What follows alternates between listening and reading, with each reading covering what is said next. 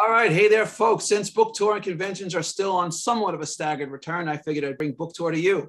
So welcome to Russ's Rockin' Rollercoaster Season 6, intriguing interviews with creative minds. Now, I can't believe it's here again, but tonight is my final broadcast of the season. And then I'm off for a couple of weeks, and then I'll be back. And I couldn't think of a better way to close things out this season than with tonight's guest, MATT GOLDMAN. MATT is a New York Times bestselling author and Emmy Award-winning television writer. His credits include Ellen, The New Adventures of Old Christine, and one of the most famous shows about nothing, Seinfeld. Welcome, MATT. Hey, Russ. Thanks for having me. All right. Good to see you. All right. And just a quick heads up to the folks at home. Feel free to send me notes or questions you have for me or MATT in the chat box during the show, and we'll get to a few at the end. Okay, MATT, as we always do, we'll start at the beginning. Where were you born? Where'd you grow up?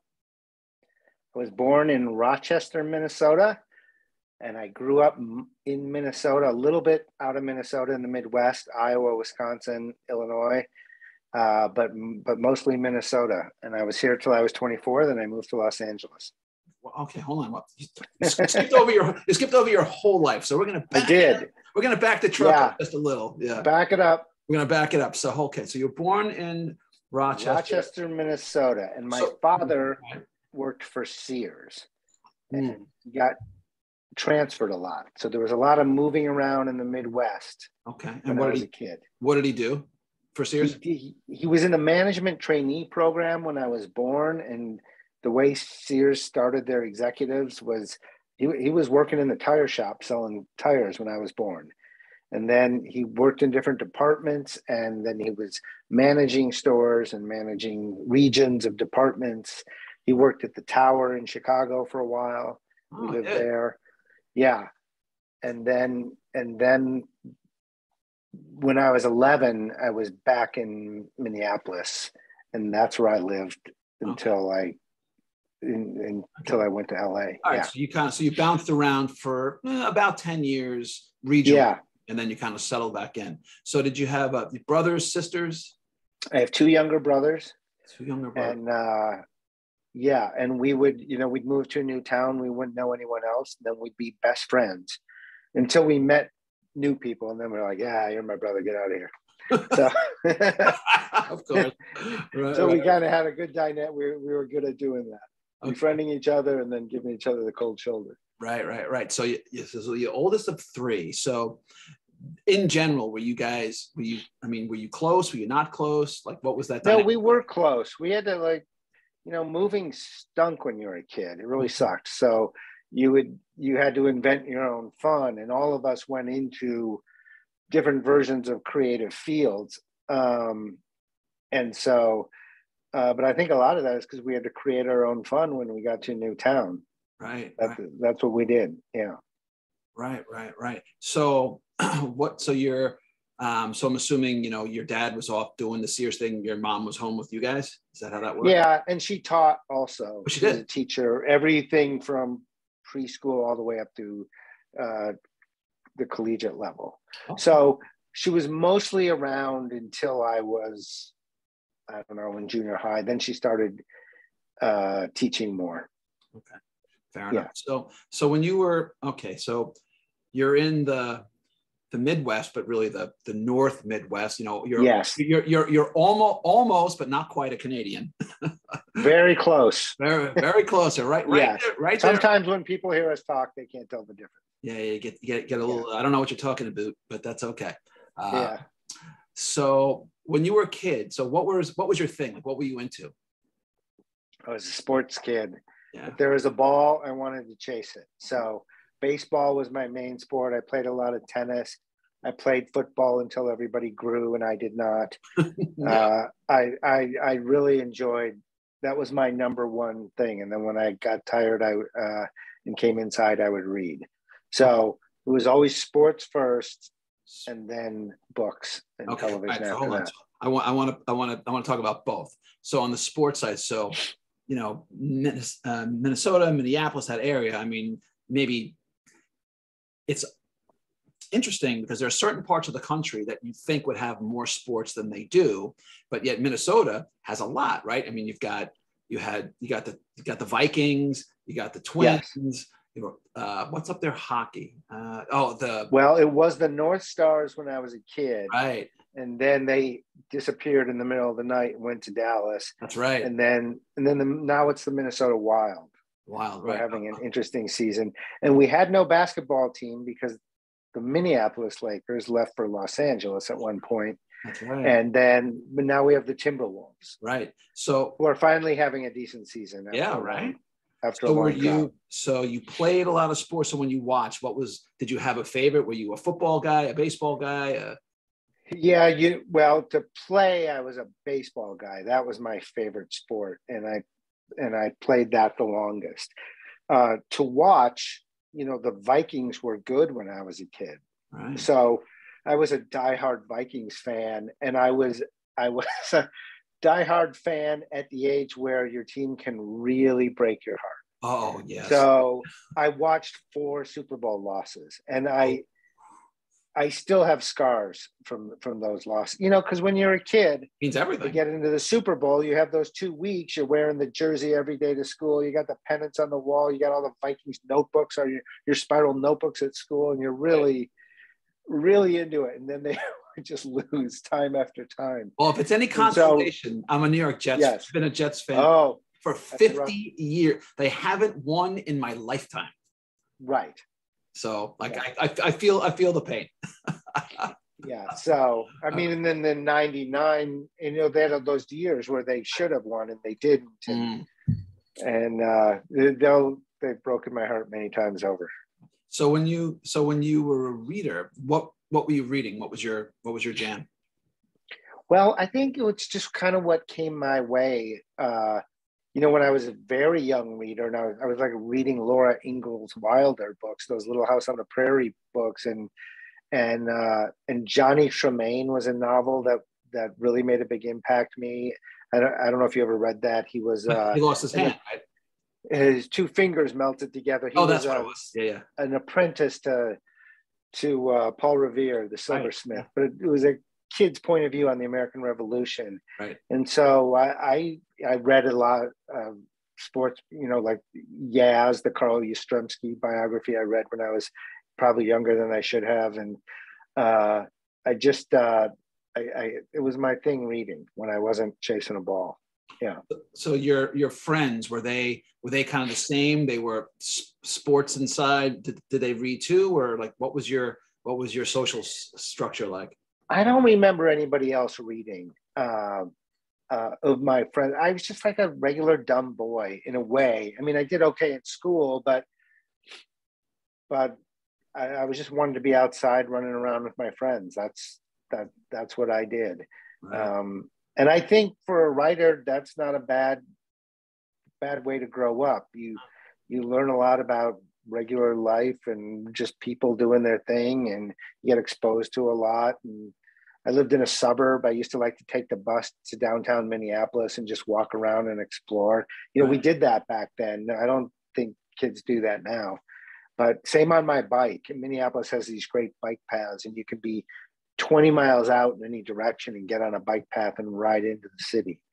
So when I was a kid, it felt like a place to explore. Yeah. So I'm a walker. I spent half my life in New York City, the other half in the suburbs. And I started when I was, 14, 15 years old. I would take very long, because it was safe enough where it was fine. Yeah. Walk for an hour or two in any direction. It was a way to be alone, to deal with stress and whatnot. But I found that, it's interesting because I want to go back a little bit. And I think that people who don't play sports, and regardless of it's organized or not, just a couple of kids playing ball, it's interesting. You learn a lot about each other and yourself about the way that you play, right? And the way you compete, right? You can tell some kids are like win at all costs and they'll cheat to win. Some guys just want to play the right. They're always by the rules. You got to play by the rules, and everyone else is sort of somewhere in the middle. I care, but I don't care. I just want to have fun. We can bend, but you can't break. And you learn a lot about like what you're willing to do personally to get to that goal. Whatever you think your end game is, I want to score the point, win the game. how important is it really to me, and how far am I willing to go to get it? Right. There's also moments in athletics that are similar to writing, where something kind of magical happens. You don't understand how it happened. Yep. Like it's just like all the forces came together, and you're able to make this catch that you didn't think you'd be able to, or whatever the thing is. And it happens in writing as well. That's where right. there are these moments where everything converges. And I think in writing, it's more of a reflection of your subconscious at work, but then it comes together. And in athletics, I think it's a confluence of just people having their brain going in the same direction for the same goal. But it is that same kind of satisfying thing. Yeah, I think that's a great sort of, you're right though. I guess I hadn't really thought about it in that way before, because it's funny, because as you were talking about it, and this was 40 years ago, I remember playing, because you know, it's what you do, like you remember those moments. I remember playing touch football at elementary school. We were out, you know, maybe it was recess or whatever, and I was playing defense at the time, and I can see it clear as day. The other team was coming at us, and there was just a gap. You saw the line open up. It's like the world just slowed down, and that gap became huge. And I saw the pass, and it was just this poetry in motion, and I broke at just the right moment, ran right through, intercepted, went right through the line all the way for the touchdown. Now, this happened when I was 10, and why should it matter? But I remember that one moment because it had that magical, just like you said, confluence of forces and you being in sync. And one thing you said that I think is really important is the world slows down. Right. And it must happen in all sorts of disciplines, not just athletics and writing. But when the world slows down and it's like you're in there walking around and you can see what's happening. That's right. That's a special moment. Yeah, and it's great when you're, you know, clacking the keys and you're doing your thing, and you just kind of like, you almost say like to the world, like, shh, I got it. And you just see it in a way that for whatever reason, it was right there all along, but you didn't, it was there. You didn't see it. And then you do, and you go, oh my God. And then you just go, oh, what a moment. Yeah. So I read somewhere that you, and I want to ask about this because I read somewhere that you were a big Vonnegut fan. Yes. So I am as well. I went through a phase where I read, I don't know, 12, 15 of his books, something like that. So he's actually a very big influence on me. Talk to me about him a little bit.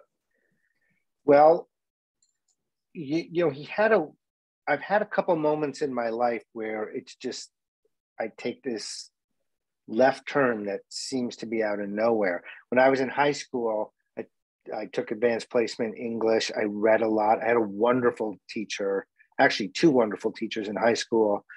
And then I thought, I'm going to go to medical school. I don't know why I thought that. So I took all sciences in college. And I had already given up on that dream, but and started to do stand-up comedy. That's part of my past. I started doing it during my college year. But I was in a bookstore, I can't remember where, and I saw the book Galapagos. I had never read Vonnegut before. Yep. I was in my early 20s, and I don't know if it was the cover or what. I bought it, and when I read Vonnegut, I saw, oh, here is a writer who writes in really plain language, who's brilliantly funny, who's representing ideas that I've kind of thought of, not the exact ideas, but how I felt, just about calling bullshit on the hierarchical structures of the world and how things work. And he was a huge inspiration for me, both in his concepts and that this is just a Midwestern guy, this guy from Indiana, who wrote in very plain English. And I really responded to that. I mean, come on, Billy Pilgrim just become unstuck in time. Yes, he did. I'll never forget that, right? Yeah, I always, I mean, I've read a bunch of his, one book, and I remember when this happened. I was in college, and a couple of my friends were saying, dude, you've got to read The Sirens of Titan by Kurt Vonnegut. I'm like, at the time I'd never heard of it. I'm like, I don't know. Like, no, it was one of those moments where like, dude, no, you don't understand. So finally, I relented, and I've now read it like 4 or 5 times, and it's sort of brilliant, and its execution. And it's interesting. I don't know if you recall the narrative of it all that much, but do you know? I don't know if you've read the comic or seen the movie Watchmen from Alan Moore. Neither, but I know about them. If you ever wind up reading it, it's really worth it. Forget about whether you like comics or not. You will see a direct parallel between Sirens of Titan. Oh, really? Oh, yes. They're so... Many of the Vonnegut books I've reread, but I've not reread Sirens of Titan since I first read it. Come on, rented a tent, rented a tent to the tent, right? All right. So... You skipped ahead of me just a little bit, so I'm going to go now. So at one point you were a stand-up comic. So I want to hear, what was that like? I mean, when you were doing it, did you hope to sort of make it big as a stand-up, or was that something that you did for fun? Were you any good? Like, just talk to me about that. No, when I first started, I'm not a performer. I don't have that performing bug. I don't really want to be on stage, and I was scared to death to be on stage, but I loved the writing part of it. And after doing 6 open mics, I was asked to work professionally at the clubs in town, which is a pretty quick rise. And I did. I wanted to be on the Tonight Show. And when I first started doing it, it took me a while to realize, what I really love is the writing. That's what I really want to do. And that I wasn't feeling much gratification on stage, even when it went well. Right. And it went well, nobody kills every night, but I had my share of good shows. And I was asked to open for the national acts who came in to Minneapolis. I was asked to open because I was clean. Right. The reason I was clean was not out of any sense of prudishness. It's just that I wanted to be on the Tonight Show. Right. So you had to be clean to be on the Tonight Show. That was really the only thing there was back then, other than Letterman. But you had to be clean to be on Letterman too. Right. And that I didn't cover familiar premises in my stand-up act. I wasn't talking about the difference between LA and New York and the little bag of peanuts they give you on the airplane and those things that a lot of comics talked about. So, but I met a ton of great national acts pretty early in my career, and they all were effusive about my writing, which is kind of a way of saying you're not a great performer. But it was the writing I loved. So, but that's how I met Seinfeld. That's how I met Dennis Miller and Roseanne and Dana Carvey and Bob Saget and a whole giant list of people. I just opened for them in Minneapolis. Okay, well, hang on. So, the big one I know we're gonna get to the big kahuna, but go back. So hold on. So you said you met Roseanne, Dennis Miller. You said Dana Carvey. You said Dana Carvey. Who else? Bob Saget. Dave Coulier, Louis Anderson, who was originally from Minneapolis. Right. Yeah. A lot of it. I can't even remember all of them. So it was a lot. At the time when you met them, aside from the big one, which we're going to get to, when you knew them, could you tell then, yep, they're gonna make it. They're gonna blow up. Could you tell? No, because I didn't really know what the framework for blowing up was. I didn't understand television yet. I was in my early 20s. I didn't understand life outside of Minnesota yet. But I could tell from a strictly stand-up point of view, which ones I thought were really solid. I mean, actually, all those people I mentioned, I learned a great deal from. Sure. They were all pros. I mean, whatever you think of Roseanne and what she became and everything, her stand-up act was funny. Brilliant. I saw really funny. I used to watch all those stand-up specials, when they were always on, like the HBO had all like those rising stars, and shows like that. So I watched. Yes. I watched every one of them. I've seen them all when they were out, and you could tell, like when Roseanne came on, you know, at first you go, oh, she's just sort of like this big loudmouth, but when you stick with it, you go, wow, she's like really funny. She's got like something to say. Yeah. I mean, she's just a really good joke writer. Yes. And one thing, I really gravitated to stand-ups who were great writers and really saw their work ethic up close, both when I was in Minneapolis with some local comics and those people who would come in, and then when I went to LA, and there was a club down in Hermosa Beach called the Comedy and Magic Club. It's still there today. Right. And they liked me at that club and said, you can go on whenever you want. It's also the club where Gary Shandling worked out his material when he was hosting The Tonight Show. Wow. And Jay Leno did.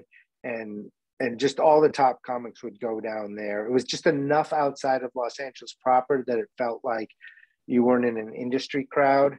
And so I would watch Shandling work out his material, his monologues for The Tonight Show, and Leno, and it was a great education for me. I was going to say that must have been. I mean, you know, there's no way you can replicate experiences like that in any other way. To sort of to see them on. As I remember, this is 30 years ago, maybe. My buddy and I went to see George Carlin do stand-up. We were outside of Buffalo, and he was one of those deals where, you know, he was preparing to do the next HBO special, so he was on tour, and he, you know, he had his pad, and he was like, well, look, I'm going to try out some new stuff. I don't know how it's going to go, and we'll see, right? And some of it was great, and some of it, you know, you could hear the kernel of a good joke in there, but it wasn't fully formed, and sometimes the delivery wasn't quite there, but you could just tell with like a change in inflection in your voice, or it needs another piece in there, or you need to sort of, you know, zig instead of zagging. You could hear it. It was just kind of a fascinating experience to watch in progress what would later become, when we was on HBO, you go, oh, wait, I remember when he tried that joke a year ago, but it was a little bit different and it wasn't as good, but he got it now. He figured it out. Yeah, and it's great with jokes because it's you're learning one joke at a time, the value of rewriting. Yes. And when you look at it in a little kernel like that, you can see the value of it, and you're not overwhelmed. And then when you get to the point where you're writing novels and you know the value of rewriting, then you're like, oh my God, it's so much, it's a novel, but you know the value of it. And it really, it was a really good training ground for that. I was actually going to wait till later, but it's the right time now. So I wanted to ask you, with those experiences, and granted, we'll talk about the TV stuff in a minute, but what did you learn through all this about joke construction? Because to really understand comedy, it's not just making, you know, wisecracks. There's real thought and craft that goes into a good joke. There is, and I don't know if I can, like, not because I don't want to, I don't know if I can put it into words what I learned, but I do know there is a great attention paid to brevity. You pull words, you pull syllables where you can. If you can find a word that has fewer syllables, it's all about economy and brevity. And that gets you right back to someone like Kurt Vonnegut. Right.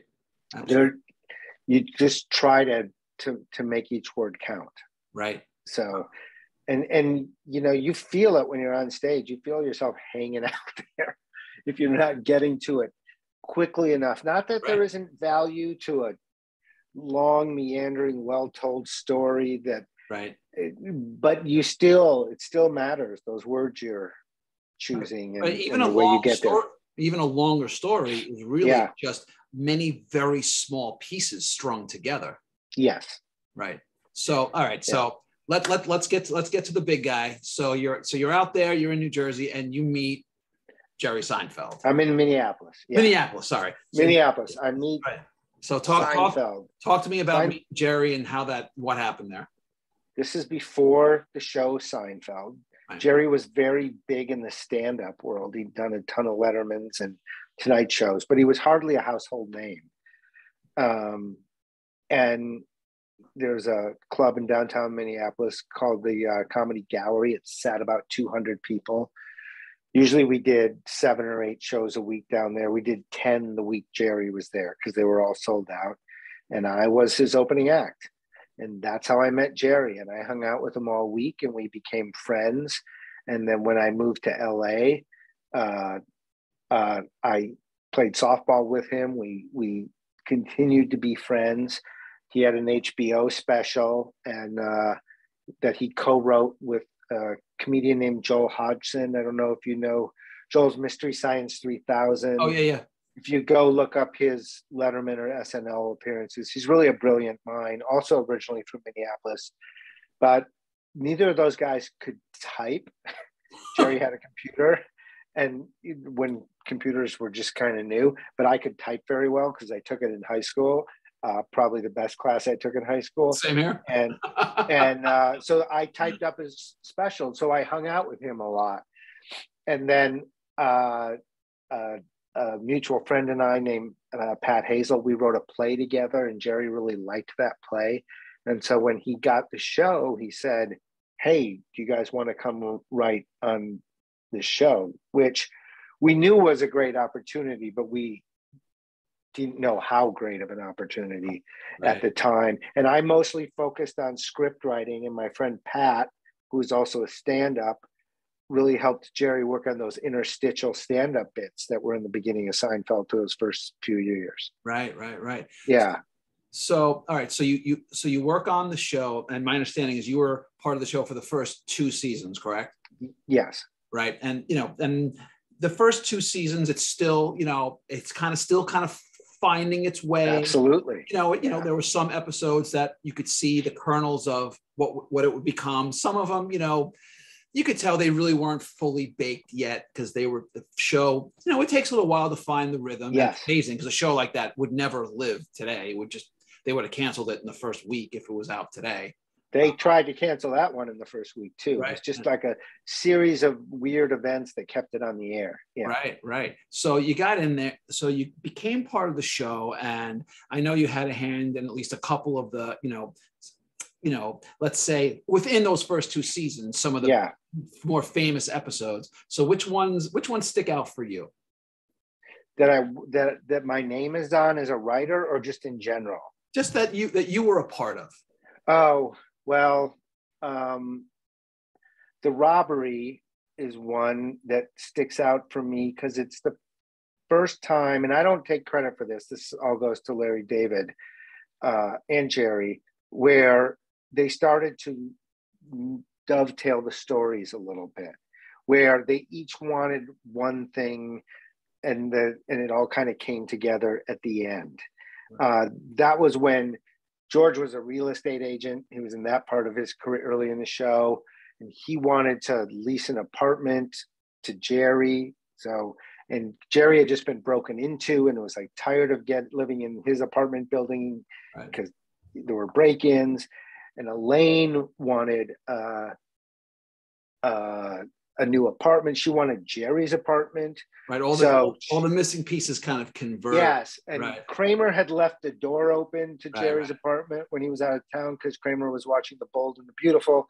And so Kramer was trying to find Jerry's stuff. Right. And they were all just kind of invested in the same thing. But other episodes like the Chinese restaurant where they're all waiting for a table, or the parking garage where they're all looking for the car. For the car.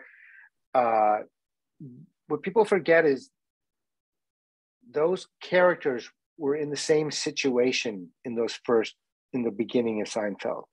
You got to know them through one story. Right. So, but not until you got to know them did they go off and have totally separate stories that would come together. But because they spent the time with those characters and you got to know them, then you got to the point where one could say he's a marine biologist.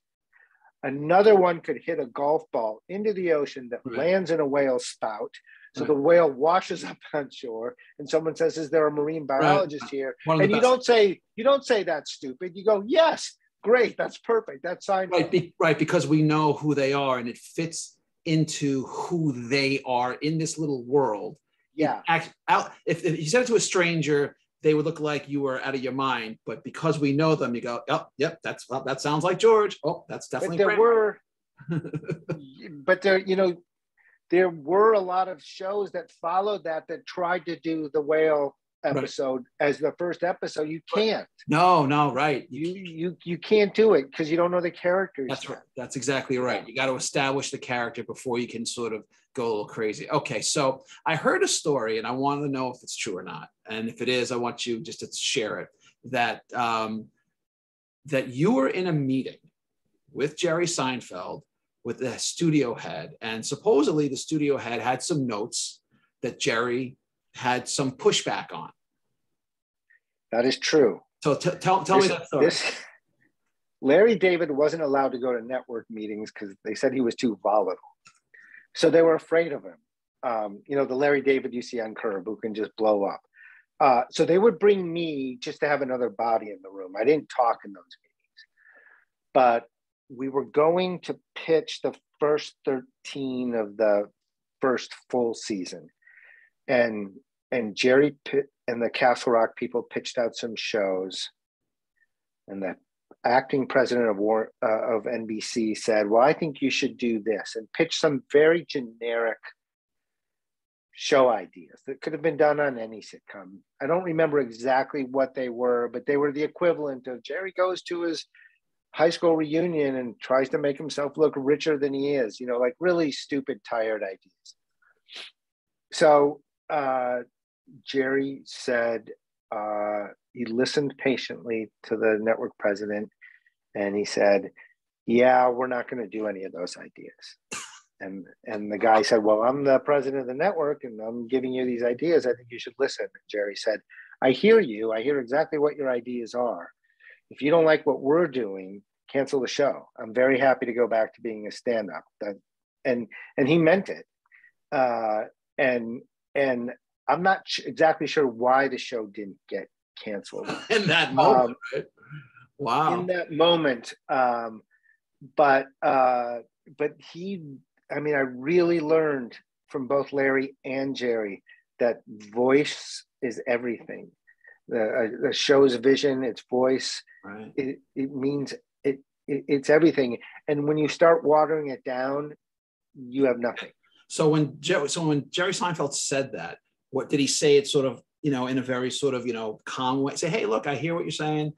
I'm not going to do that. Or he's like, listen, pal, I don't, like Costanza would be, right. It wasn't. That's why right. Costanza, who was based on Larry, of course, was not invited to the meeting for that very reason. That's right. Jerry very calmly, like he was buying a car and the car dealer said, right. This is the price. No, thank you. I understand. That's what you want. I'm not going to do that, but have a nice day. He was very calm and confident about it. Wow. And, when I look back, how old was Jerry then? Early 30s, mid 30s at the most? Yeah. Wow. So I heard a story and I want to know if this is true or not so you were with Seinfeld for the first 2 seasons, really right before it really started to become correct Seinfeld. So how is it did you have a chance to stick around? What happened there? I went to them in the second season. When you say them, who's them? Larry and Jerry. Okay. And said, this doesn't feel like the best place for me. And they didn't fight me on it then. And the reason I said that is because Larry and Jerry, as brilliant as they are, at that time anyway, were not great leaders of men. They were not great at explaining their vision, which is really specific. And so I felt like I was guessing a lot at what they wanted, and it didn't, which is not the most comfortable place to be. We didn't have a writer's room. We weren't in there talking all the time. We would work separately and then get together at lunch and a couple times a day. And they were always nice. That wasn't the issue. But I was having a hard time understanding what they wanted. And I went on to work on a show where I was in the room all the time, and I learned a lot more about television, about, because the writers are the producers in TV. So I learned about editing and casting and all those things. It wasn't as good of a show as Seinfeld. Right. And I have talked to both of them since. It's like, we should have figured out a way to make that work. And other people at Castle Rock and Jerry's managers. But it was always very nice and kind. And I just, I was 27 years old. I think I was more itching to get going. Right. Knowing what you know now about what the show became, if you knew it was going to blow up, would you have hung in there? I don't know. That's a good question. And I've never kicked myself for it. Okay, well, that's good. A lot of people who work on really successful shows then have a hard time going on and creating their own thing. And that's not true on Seinfeld. I mean, it's true of a lot of the writers, but like Alec Berg has done brilliant things with Silicon Valley and Barry, and I'm sure a bunch of other things. And Mandel, who did Veep. I mean, they've done. So I don't know to answer you. It would have been. I'm sure it would have been great for me if I had stayed, but I'm really happy with where I am now. So I have a hard time second guessing it. Yeah. All right. So there's a lot of stuff that I can't get to everything, unfortunately, but sure. So there's one thing I do want to talk about. I know you had worked on a bunch of other sitcoms, and if we have time, we'll get back to them later, but there's something off the beaten path that's of interest to me. So that's what I asked. So I've written a bunch of books and stories that are in that sort of sci-fi comedy, just a little bit strange world. Talk to me about your time on Dirk Gently's Holistic Detective Agency. So for those who don't know what it is, tell everyone what it is, and then I want to hear about that. I will preface it with this. Dirk Gently's Holistic Detective Agency is not only the weirdest show I have ever worked on, it's the weirdest show I have ever seen. And it was loosely based on a Douglas Adams novel, the guy who wrote Hitchhiker's Guide to the Galaxy, of the same thing. And it's about a holistic detective. And a holistic detective is very different than a normal detective. In a normal detective, there's like a crime and the detective goes out and finds clues and tries to put it together. A holistic detective, just weird stuff starts happening around the holistic detective. These seemingly odd, random things happen, and the holistic detective has to figure out how they're connected, and at the end finds out what the crime is. So it's the other way around, kind of. And it was very strange. And the guy who created it, his name is Max Landis. He's the son of John Landis. Max is a successful screenwriter, and he's a really out there dude. He's brilliant. Like, his intelligence and his lucidity is like something I've never seen before. I could see him pitch out a whole season in one sitting, all from memory, at a very high level of energy. And it was a weird thing to be around, because I don't know. So, almost every book signing I do, somebody comes up to me and says, I love that show more than anything ever. And that show didn't come back because not enough people were watching it. But, the cast was great. Elijah Wood and Samuel Barnett, English actors, some wonderful actors. So talk to me. I'm just sort of curious because I watched some of it. And I've read some Douglas Adams also. So in the construction of the show, for you on the writing side, so you're saying it's the weirdest show you've ever seen, weirdest show you've ever been a part of. What made it so on the creation side? What made that process so, in your words, so weird? Well, certainly I don't know if the creation process was weird or just the final result was weird, but Max would come in with the broad strokes of the season. And, there's people who see the future and all these strange things. And then we would try to fill it in and make it so it would make sense. And it's not that his idea didn't make sense. It's just that there were a lot of gaps missing. He didn't know how to do 10 episodes or 13 episodes out of it. He just had this big picture. And it was a lot of sitting in a room with 6 people or 7 people, whatever we had, with these long silences, because we knew we had to get from here to this place. And we couldn't figure out how to make the connection. And we had all these characters to work with. We had all these strange rules. We could bend time and do all these things. And it really was a kind of a great exercise in creativity. And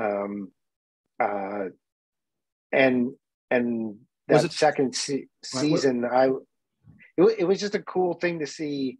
You know, the one thing I really like about television is being around professionals of all kinds who are so good at their jobs, the set decorators and the wardrobe people, and to see them all create this world together, right? It was really kind of wonderful. So in that kind of a scenario where you say, look, you know, here's my big ideas, lots of gaps, and he says, all right, go figure it out. I'm just sort of envisioning myself in this room. Is it a little bit, I'm wondering if it's a little bit of a mix of, on the one hand, you're like just shitting in your pants because you don't know what the hell to do. But on the other hand, you're like, I don't know, let's just try some crazy shit and see what happens. Yeah, I mean, I think if you're the shitting in your pants type, then that might not be the right job for you, because you have to embrace that that's the fun part of the job. That's right. And Max was always in there with us. Right, okay. He was clearly steering the ship, as any creator should be. But it was fun to get it, and he would know the world better than we did. So when he started talking about the characters' names like Wapti Wanasi and all these things that were so regular for him, you're just it's like you're learning a new language. Right. In the beginning, you're hearing all these weird character names and all these backstories and all this. Certain kind of a jazz to it, right? It has all these weird notes that you sort of have to figure out how and where to play them. You got to improvise a little bit and see how, but they're all building towards something. Yes. Right. All right. So, okay. So again, there's more questions. I have more questions that I should have booked you for 3 hours, but we'll have to come back. So you transitioned into crime fiction. Yes. Intuitively, you wouldn't think that a guy who was writing for Seinfeld will end up writing crime fiction, but it happened. So talk to me about that. Okay, I'll try to give you the short story on it. Basically, I was strictly worked in comedy. And when I worked on shows like Seinfeld that were at their core really based on everyday human interaction and our flaws and our those traits that make us incredibly stupid but funny, but we all have them. Very relatable.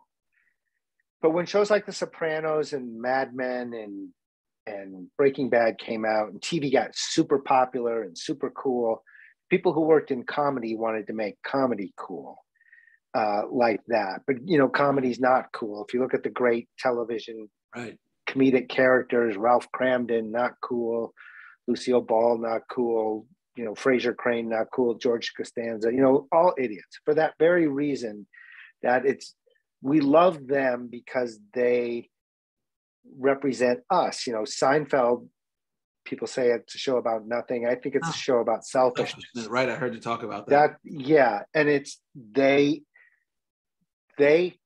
feel the same selfish things we feel, but they act on it, which is what makes it funny, and most of us don't act on it. But I was starting to feel like comedy just wasn't going my direction, what I was interested in. And I was watching more drama than comedy. And I thought, well, maybe I should work in drama. And to do my homework, I started reading crime fiction. I'd always been a big reader, but not a big crime fiction reader. Not a crime fiction reader at all. And I don't know why, really. But when I read it, I fell in love with it because it had exactly what I was missing, which was, when you have a crime at the center of your story, when there's a dead body, when the phone rings and says, we got the prints off the gun or whatever it is, there's this built-in engine to the story, and the characters don't have to carry the whole weight of the story, and it frees up some time for them just to be people. Right. And you can focus on their personalities and their relationships. And I fell in love with it. I never even wrote the drama script. I just sat down and wrote my first book. All right. Okay. That was great. But now it's time for a special section where we spin the wheel. On the wheel are 7 possible categories. Wherever it lands is what you get.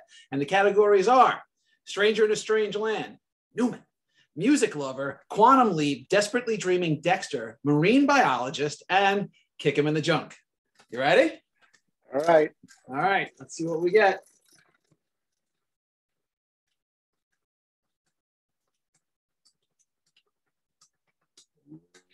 Got Kick Him in the Junk. All right. All right. Who's getting kicked? Well, I don't know. We're going to find out. You can travel to any point in time and space, and without repercussions, you can kick someone in the junk. Who would it be? Oh, I think I have to go back to 1939 Germany. I'd probably kick Hitler in the junk. If anyone was deserving of a swift kick, that would be man for sure. All right. So next up, we're going to pick your poison. You have 3 options. Okay. You got A, B, or C. I'm not telling you what the choices are. Just pick one. B. B. And B is, what do we got? Advice column. Okay. You and I are both in the writing business. What's the best and worst writing advice you ever got? The best writing advice I ever got is you will always have another good idea. So never hold on to stuff. Just trust you will always have another good idea. I got that advice when I was 21 as a stand-up, and it has served me for many years. The worst advice I ever got was you got to sell it. You got to sell it. You got to sell your characters. You got to sell all the time. Because then I think you just end up with something that's loud and void of humanity. So, yeah. And there's definitely that very difficult, balance between, the artist and then the commerce. And I don't mean the book. Like once the book is written, you can go out and sell it. I mean, like in the pages of the book. Oh yeah, trying to sell it. You got to sell it. Push it too hard. Yeah. Yeah, I don't mean to say don't get out there and push for your book you wrote. That I believe in selling. I just mean like in the pages, in the description, in the characters. Not so in your face all the time. Yeah. Yeah, your subtlety and nuance is permitted. Yes. But I like what you have. There's a lot of bad advice out there. That one was hard to choose. Yeah. Don't let anybody tell you can only write one kind of thing. Right. That's just a stupid thing. But I do like what you're saying about, don't hold on to your good ideas. Because I've had, over the years, opportunities to write for different projects. And there are sometimes you're like, oh, but I love that idea. I really want to save it for something else. And sometimes it's the right move because you're sort of like, well, it's almost too good to use on something, but I'm going to write this. But if you hold back all the good ones, then you never write the good ones.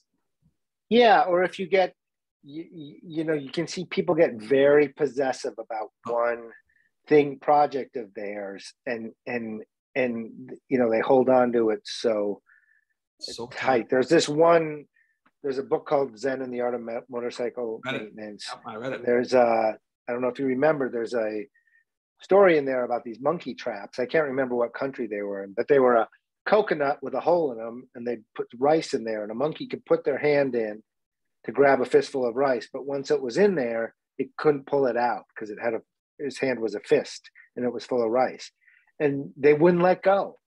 Then the people would just walk up and club him on the head, and that would be the end of the monkey. But it was about holding on. So I thought that was a great analogy. Yeah. All right, good. All right, so now we're almost at the end. So now we're going to give you some truth serum. All right. Okay. Here we go. All right. Favorite flavor ice cream? Mint chocolate chip. Ooh. Pineapple on pizza, yay or nay? Nah. Bucket list destination? Scandinavia. Okay. Scariest movie you ever saw? Jaws when I was 13. In the theater. Yes. I just came up last week. And I'll tell it again. I got a chance the only time I saw Jaws on the big screen, because it came out when I was little, I got to see it at Radio City Music Hall. I think it was the 25th anniversary at Radio City on the big screen, and Peter Benchley did the opening. Yeah, it was great. It was fantastic. All right, if you could have one superpower, what would it be? Invisibility. Okay. Do you play any musical instruments? Yes. Which ones? Mandolin. Any good? I'm okay. I have played fretted instruments before in my life. I started playing 2 years ago when the pandemic started. I'm okay. Okay. If you could play any other, if you could be good at any other instrument, what would it be? Piano. Yeah. Okay. You can only have one: wealth or friendship. Well, I bet friendship. Yeah. Cats or dogs? Yes. Cats or dogs? I mean, dogs. I have both. And if you're listening, cats, I'm saying dogs. Yeah. All right. You can see a live performance, sports, music, theater, whatever, any seat, any venue. What's your choice? Oh, wow. I would say Rolling Stones, someplace small. Oh, that's a good one. Yes. I had a chance to see them a couple of years ago. I'm kicking myself to this day. It was right before the pandemic. I had a chance. I bought tickets for my wife and I to see them in New Jersey. And for a year, we were waiting, and game day was coming up. And I realized I only bought one ticket and not two. Oh, I couldn't, but my heart sank. Oh, so I had to sell the ticket. I couldn't go without her. So I've still never seen them live. I can't believe I did it. What a fun. Anyway, all right. So we're going to take a couple of questions from the audience. Let's see what we got here. All right. So we covered this a little bit. Is there anything else when you wrote for Seinfeld? What episodes that you didn't talk about already? Were there any episodes that you enjoyed writing in particular? Well, the Stranded I enjoyed because that was based on something that happened to me. In the episode of The Stranded, George talks Jerry and Elaine to going to a party out on Long Island. Oh, and then he meets a woman. Yeah, he meets a woman there and leaves, and they're stranded out there. And that happened to me shortly after I moved to LA. My roommate, we lived in Studio City, which is in the Valley, talked me into going to a party in Santa Monica, which is about 40 minutes away on the coast, and he met a woman and left. And this is, we were 24. We didn't have any money. We didn't have, the cell phones didn't exist then. Uber didn't exist back then. I didn't have money for a cab. It was really expensive to take a cab back. So I had to try to figure out a way to get back. So that it was based on that. So I enjoyed adapting that for the show. Yeah. So let me ask you. So the four lead, I'm sticking going back to Seinfeld. Yeah. So the four leads, I mean, they were in their own way, they were all great. And clearly, Jerry, was sort of the least polished as an actor because he was a stand-up comedian. But the other ones, were all very talented in their own way. What were they like to work with? Wonderful. They really were. I can't say enough. I know Julia and Jason the best of them, and still know them to this day. And Jerry, I have some contact with, and he was always a joy to work with. Michael, I knew the least well, but watching him create, taking what was on the page and turning it into what you saw on the screen was amazing. I remember being on set at a rehearsal the first time he came in to Jerry's apartment and hit the door jamb with his shoulder. And I think I fell down. I was laughing so hard. He really, that just zooming into a room and skidding to a stop. And that was all him. Because it wasn't meant to be that big of a character. But Michael did it in a way that made it work. It was amazing. They were all great. Yeah. So and clearly, just one last question, and then we're going to move on. So clearly, you must have hit it off with Julia Louis-Dreyfus because you worked with her again. Yeah, I worked with her on New Adventures of Old Christine, and she did some Old Navy ads and asked me to cult on those as well. So she's a good egg. She really is. Incredible work ethic, and really grateful. Great work ethic. It's amazing. Like Seinfeld really couldn't have been, because it was the three guys and her. So I mean, she really had to play kind of when you really think about it, being so 25% of the cast is is female and the other is not. Yeah, she had to play this interesting role where she had, by necessity, I mean, obviously she was a woman, but had to play the feminine part, but had to be one of the guys too. What part of their crew? Yeah, and part of that was on the page. Right. I remember Larry and Jerry saying, if we have to add a girl, we're just going to write her like a guy. Right. And it takes a really wonderful person to be able to pull that off. Right. And Julia is that person. It's amazing what a very likable, nice, grounded, decent human being can do on screen. Like Bryan Cranston is that way too. Right. What he did with Walter White in Breaking Bad. Who also made appearance on Seinfeld. Oh, yes, he did. Yes. Yeah. And so I adored that cast. Yes. Okay. Yeah. All right. So we just got a couple minutes left. I'm going to share my screen, and we've got some stuff to share with everyone. So bear with me.